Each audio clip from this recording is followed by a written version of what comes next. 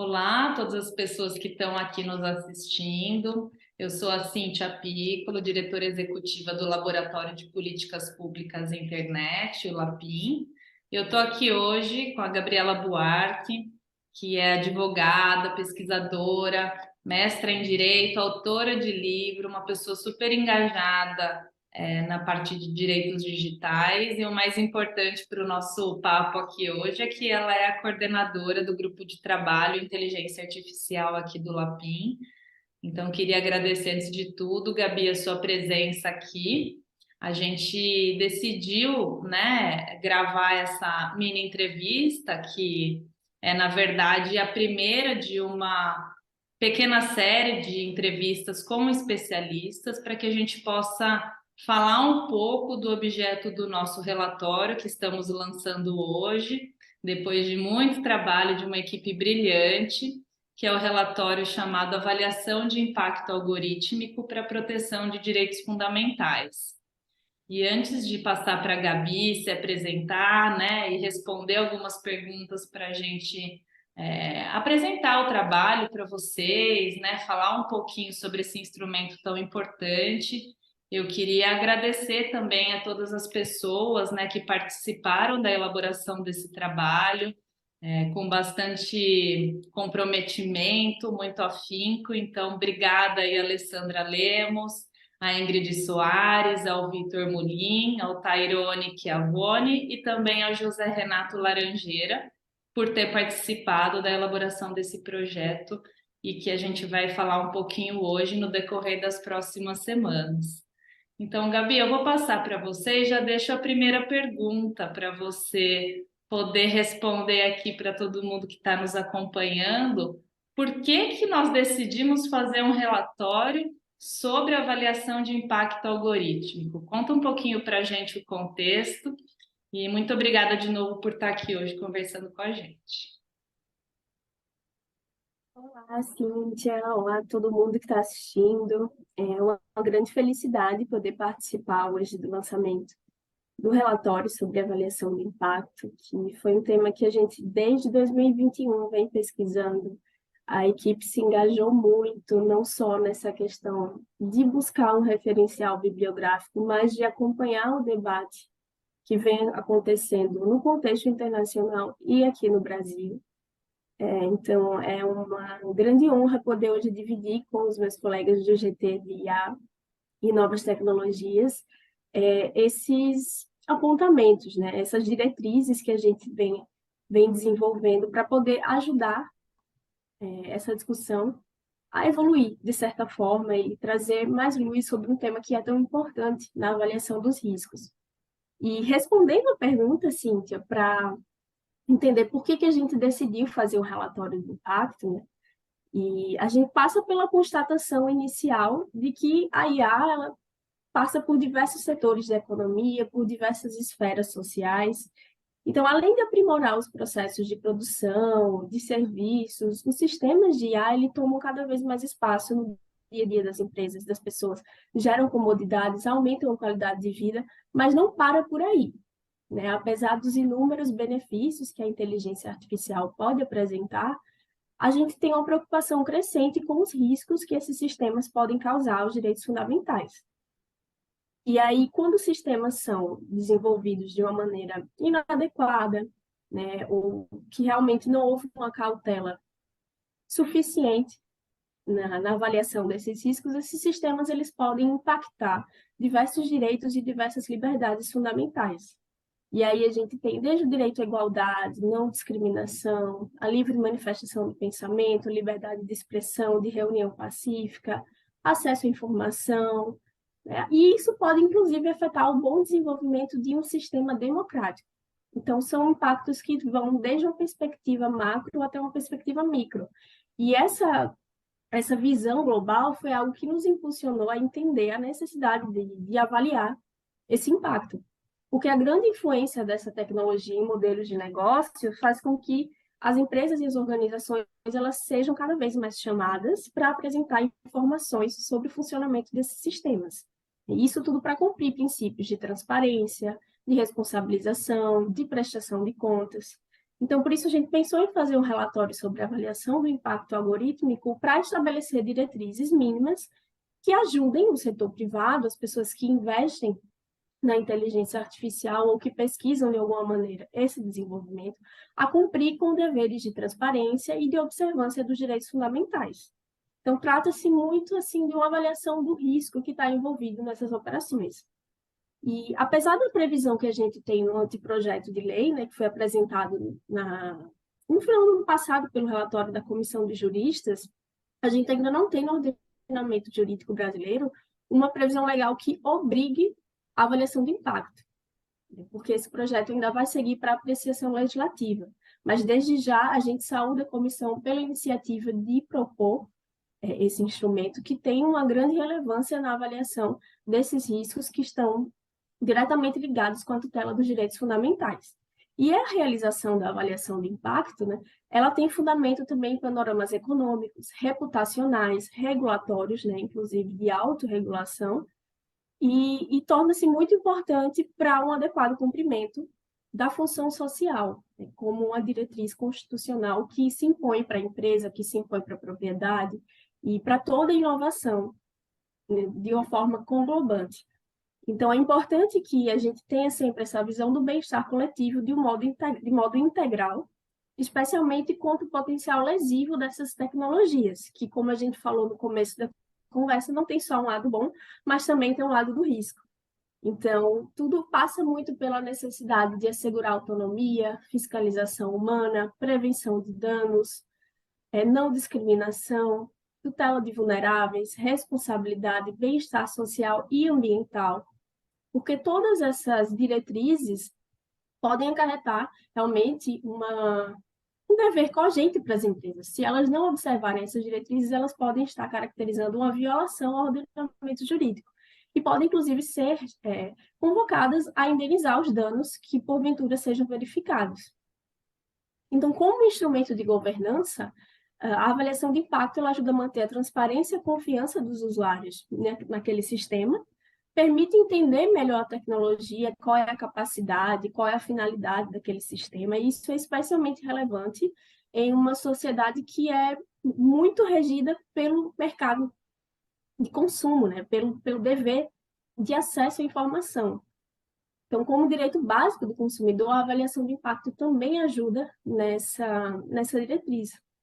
Então, nesse contexto todo, a gente criou o relatório como meio para investigar esses instrumentos, para ter um caminho de transparência e de respeito aos direitos fundamentais. Né? Porque, apesar de a gente notar um maior debate no país sobre isso, a gente percebe também que ainda não temos muitos estudos sobre o tema. Então, nós lançamos isso como um ponto de partida, né? Para acompanhar o desenrolar desse debate no Brasil enquanto a gente amadurece o tema, e por isso que desde 2021 que a gente vem discutindo e tentando desbravar novas referências sobre isso. Então, a nossa expectativa é que o trabalho realmente fomente as discussões, né, e traga um panorama sobre a avaliação de impacto de uma maneira mais aprofundada. Então, em linhas gerais, eu acho que seria essa, sim, a nossa expectativa, né, e o que motivou o grupo a pensar na avaliação de impacto. Muito bom, Gabi, exatamente. Bem lembrado, né, que a gente começou a discutir esse tema mais a fundo no Lapin já há um bom tempo, então, como a Gabi disse, desde 2021, e ficamos muito felizes, né, com a apreciação da comissão de juristas, como ela bem mencionou, né, que propôs nesse relatório que a gente espera muito que ele seja convertido num projeto de lei, né, um debate acerca da regulação da inteligência artificial no Brasil, para que esse instrumento ele seja de fato inserido no ordenamento jurídico brasileiro, né, para todos os agentes que, enfim, desenvolvem, né, aplicam, e para as pessoas afetadas por esses sistemas, que são pessoas como nós, né, pessoas comuns que são afetadas por sistemas de IA diariamente. Obrigada, Gabi, por esse contexto. É muito importante a gente posicionar, né, todos os leitores e leitoras aí para entender um pouquinho da nossa motivação. E seguindo aqui no nosso papo, queria saber se você quer complementar um pouco mais, né, sobre o que é de fato, né, desbravar um pouco o que é essa avaliação de impacto algorítmico, né?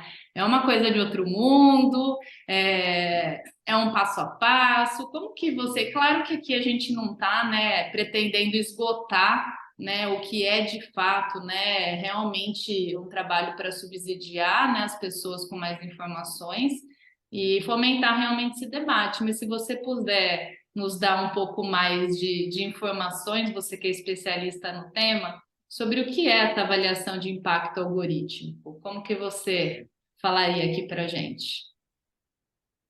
Essa parte da conceituação realmente é um dos pontos chaves, né? Primeiro porque é sempre um ponto de partida muito difícil dentro de qualquer pesquisa, porque nem sempre a gente tem uma unanimidade sobre conceitos. E com a avaliação de impacto não é diferente. A gente pode ter visões um pouco diferentes sobre o tema, e eu acho que até no outro projeto a gente tem uma iniciativa nesse sentido de trazer um conceito para a gente ter um panorama definido do que é avaliação de impacto algorítmico, mas em linhas gerais, e diante de tudo que a gente refletiu no relatório, o que a gente pode compreender é da avaliação de impacto algorítmico como um instrumento de governança que possibilita o desenvolvedor ou aplicador da tecnologia de identificar e de reduzir os possíveis riscos que o sistema de IA ele pode causar aos direitos fundamentais. Então, a proposta do relatório é apresentar uma série de conceitos que estão associados à avaliação de impacto para conscientizar e incentivar a adoção por empresas e organizações que buscam atuar de uma forma responsável com a inteligência artificial.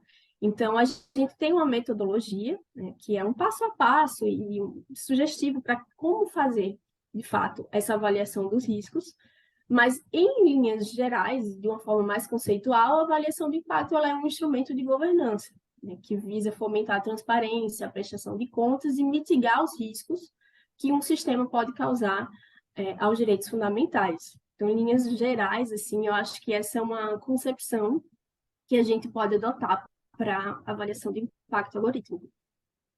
Excelente, Gabi. É bom que você já, da forma como você fala, já instiga todo mundo a dar uma olhadinha no relatório, porque foi um trabalho extensivo, né? De realmente tentar entender toda essa dinâmica, né? Para se construir um instrumento desse, que a gente pode até também, em linhas gerais, equiparar, né, o relatório de impacto à proteção de dados pessoais no contexto, né, da LGPD e o contexto de proteção de dados pessoais para além, né, dos sistemas de IA, né? Então aqui a gente está tratando mais especificamente dos sistemas de IA, mas a gente pode fazer uma equiparação também a esse relatório, inclusive no nosso estudo a gente traz também, né, algum histórico sobre relatórios de impacto para a gente realmente perceber que é uma tendência, né, inclusive para operações que geram riscos, especialmente aos direitos fundamentais. Então, já fica aí um spoiler para todo mundo. E também lembrando, né, que é um instrumento que tem que ser encarado numa visão também multidisciplinar, né? Então, o nosso grande desafio hoje, né, quando a gente propõe um instrumento assim de governança, né, que trata especialmente de sistemas de IA, é lembrar que a gente não está aqui só pensando no aspecto jurídico, né? Então, para tudo isso, para toda essa discussão, para realmente conseguir conduzir uma avaliação de impacto algorítmico, é muito importante que haja, né, uma visão multidisciplinar sobre a operação do sistema, né, sobre o desenvolvimento, operação e aplicação do sistema. E tudo isso a gente tenta abordar um pouco no nosso relatório. E eu acho que é importante, né, Gabi, também, já que a gente está desbravando o que é esse instrumento de governança, que você explique um pouquinho também, em linhas gerais, qual foi a metodologia usada para a condução desse relatório e como você mencionou que a gente acaba sugerindo um passo a passo, né, para como se conduzir essa avaliação de impacto algorítmico, eu queria que você, se você puder, por favor, explicar um pouquinho sobre a metodologia e também quais esses passos que a gente acaba sugerindo aí no nosso trabalho. Ótima pergunta. Essa questão da metodologia e do passo a passo é o momento em que a gente realmente coloca a mão na massa, né? Então, vamos agora partir para um plano mais pragmático. O que a gente pode fazer para, de fato, entender esses riscos e mitigar? Por não existir ainda um padrão, né, universalmente aceito e estabelecido sobre como conduzir essa avaliação de impacto, o nosso relatório ele apresenta uma metodologia que pretende orientar a condução dessa avaliação pelos responsáveis por um sistema, né, cujo risco pretenda ser mensurado. E a metodologia do nosso relatório ela foi desenvolvida a partir da análise de pelo menos 3 propostas sobre avaliações de impacto no tema. E a gente desde já adverte também que não existem muitos estudos ainda consolidados sobre isso, então é um ponto de partida que vai avaliar o que a gente já tem hoje na literatura científica e que a gente vai, a partir daí, desenvolver e tentar trazer algumas contribuições para o panorama nacional. Então, todas essas propostas, elas influenciaram a elaboração da metodologia de execução que a gente apresenta no relatório e que é constituída por 8 etapas. Então, a estrutura que a gente desenvolveu foi inspirada em relatórios e em artigos científicos que defendem o uso da avaliação de impacto nos sistemas de IA, e também nas propostas que são voltadas para decisões automatizadas. E aí a gente chegou na conclusão de sugerir 8 etapas. A primeira etapa é a etapa da descrição detalhada do sistema. Então, é a indicação da finalidade, qual é a lógica, qual o tipo de dado que é utilizado para basear aquele funcionamento, qual é o benefício da aplicação daquele sistema. Então, é uma fase descritiva. Tem que dizer em detalhes, basicamente, para que serve, qual o benefício, qual a expectativa, como que ele se aplica a determinado contexto. Esse é o ponto de partida inicial. Na segunda etapa, a gente vai avaliar a legalidade da finalidade e da lógica de operação do sistema. Ver, afinal, se essa descrição está realmente adequada dentro da moldura de legalidade do ordenamento jurídico. Então, a gente faz essa análise inicial sobre o contexto, sobre a finalidade, sobre a lógica e ver se isso está de acordo com o ordenamento. Na etapa 3, a gente vai partir para avaliar a necessidade da participação de terceiros. E isso entra muito até no panorama que a Cíntia mencionou, né, sobre a multidisciplinariedade. E isso é muito frequente em discussões sobre tecnologia, em que a gente precisa muitas vezes ampliar a visão para pegar realmente conhecimento de diversas áreas. Então, isso foi inspirado também na metodologia do relatório de impacto de proteção de dados, porque alguns sistemas de IA podem ter uma repercussão a nível social, e é muito importante a gente ter uma abertura para a sociedade civil. Então, isso é um ponto importante na construção da metodologia, porque ela permite que outras pessoas participem também, além do próprio desenvolvedor. Na etapa 4, a gente vai partir para a identificação e avaliação dos riscos. Então, é sempre importante que a avaliação de impacto ela seja conduzida de modo a identificar e reduzir os riscos que possam afetar negativamente as pessoas. É uma ampliação, até se considerando com outras propostas, uma similar, proteger interesses de pessoas físicas de uma maneira de avaliação dos riscos muito ampla, né? Inclusive o sistema democrático, inclusive a bens difusos, da legalidade constitucional. Na etapa 5, a gente vai definir as salvaguardas, as medidas de segurança e de proteção dos direitos e liberdades dos sujeitos afetados. Então, essa é a fase em que, depois de que a gente avaliou os riscos, a gente viu os problemas que podem surgir, a gente parte para as medidas de mitigação. O que a gente pode fazer para que esses problemas não sejam, de fato, que não ocorram, né? Ou para que eles não sejam, de fato, muito graves. Então, essa é a etapa de mitigação, em que podem ser feitas sugestões nesse sentido. A etapa 6 é a etapa em que a gente parte para avaliar a proporcionalidade do sistema. entre finalidade e resultado. E é uma característica que a gente verifica também no relatório de impacto de proteção de dados do Regulamento Geral de Proteção de Dados Europeu. E essa análise de proporcionalidade, ela vem na etapa 6, porque é justamente depois que a gente vê o que é o sistema, qual o benefício, quais os riscos que estão envolvidos e o que a gente pode fazer para mitigar. Então, depois que a gente vê tudo isso, a gente avalia se aquele sistema ele tem uma proporcionalidade, ou seja, se vale a pena, se o custo-benefício, de fato, é compatível com a tutela dos direitos fundamentais. Na etapa 7, já se encaminhando para o final da metodologia, haverá análise dos riscos residuais. Ou seja, depois de tudo isso, depois de toda essa avaliação, inclusive da proporcionalidade, quais são os pontos residuais que ainda que permanecem naquele contexto? Quais são os problemas que ainda podem surgir? Isso para que não só o desenvolvedor, mas todos os agentes que estão envolvidos na utilização daquele sistema, eles estejam sempre alertas para a possibilidade de ocorrência de um risco residual.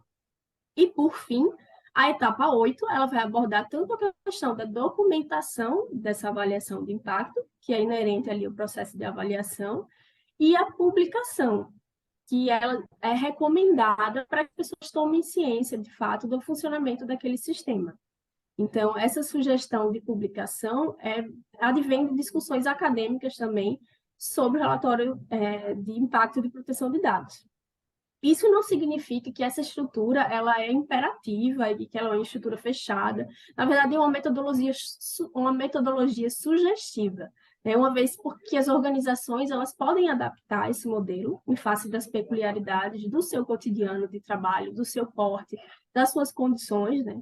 E sempre tendo em vista que a condução dessa avaliação de impacto ela é um processo contínuo, né, que segue no fluxo de monitoramento, de fiscalização, mesmo quando se conclui, quando se publica o resultado, né, porque os novos riscos eles podem surgir à medida que o sistema atua e à medida que o contexto social se modifica também no processo que é efetivamente dialógico. Então, isso é uma característica típica da tecnologia, de interagir com o contexto que a gente está situado. Então, é muito importante que esse processo de avaliação ele permaneça num fluxo contínuo de monitoramento. Então, em linhas gerais, eu acho que a metodologia seria essa.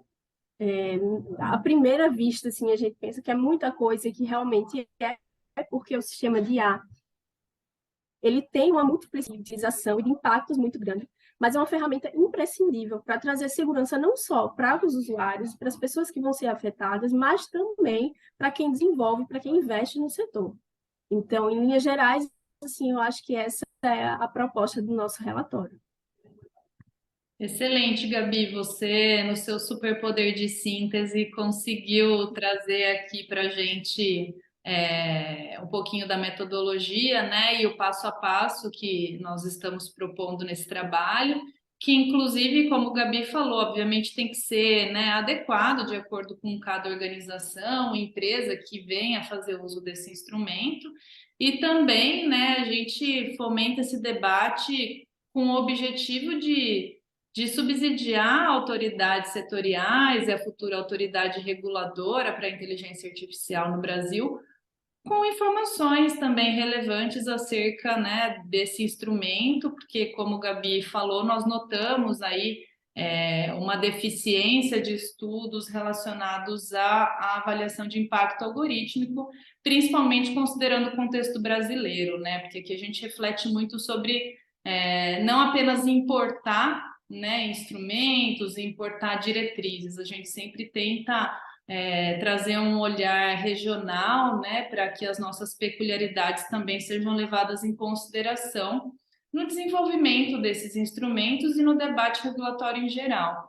Então, poderia ficar horas aqui conversando com você, Gabi, sobre esse trabalho, né, sobre esse tema, e eu convido a todo mundo que está aqui nos ouvindo a acessar o nosso relatório direto no link no site do Lapin, também vai estar disponível nas nossas redes sociais. E também gostaríamos muito de receber feedback, né, sobre o trabalho, críticas, sugestões, né? Estamos super abertos e abertas aqui a debater mais sobre esse tema. E também convido a todos e a todas a nos seguirem nas redes e também ficarem atentos aí que ao longo das próximas semanas, como eu comentei lá no início da nossa conversa, a gente vai ter aí mais algumas rodadas de entrevistas com pessoas, né, especialistas no tema, engajadas também nessa temática, para que tragam também suas visões e para que nos ajude a conversar um pouco mais sobre isso, a desmistificar um pouco mais, né, esse tema que ele é complexo sim, né, assim como os sistemas de IA são igualmente complexos, mas que eles estão aí para realmente nortear, né, um desenvolvimento mais justo, mais protetivo, né, dessa sociedade tecnológica que a gente está inserido. Então, Gabi, muito obrigada por toda a sua explicação, por todo o seu engajamento. Eu tenho certeza que esse relatório já é um sucesso, né? Porque é um trabalho de muito comprometimento com pessoas de alto nível. Então, eu agradeço aqui publicamente todo o seu esforço novamente e fico animada aí com o lançamento e com bastante visualizações aí do nosso relatório para que a gente possa continuar discutindo certamente esse tema mais a fundo. Obrigada, viu, Gabi? Eu agradeço. A gente fica muito feliz de poder finalmente lançar assim, esse relatório depois de tanta discussão, tanta reflexão, porque é um tema que realmente demanda isso. A profundidade dele e a responsabilidade que esse tema traz faz com que a gente fique realmente nessa expectativa. E a expectativa não poderia ser outra, senão de receber críticas, sugestões, participação de todos os especialistas em geral e todo mundo que se interessa pelo tema. Então, fico muito feliz também por essa participação aqui na entrevista e a gente fica à disposição para conversar mais sobre isso em outra oportunidade. Legal. Então é isso. Obrigada, gente, todo mundo que nos acompanhou até agora. Mais uma vez agradeço a toda a equipe do Lapin que contribuiu com esse trabalho e estamos aí à disposição, gente. Um abraço e até mais. Tchau, tchau.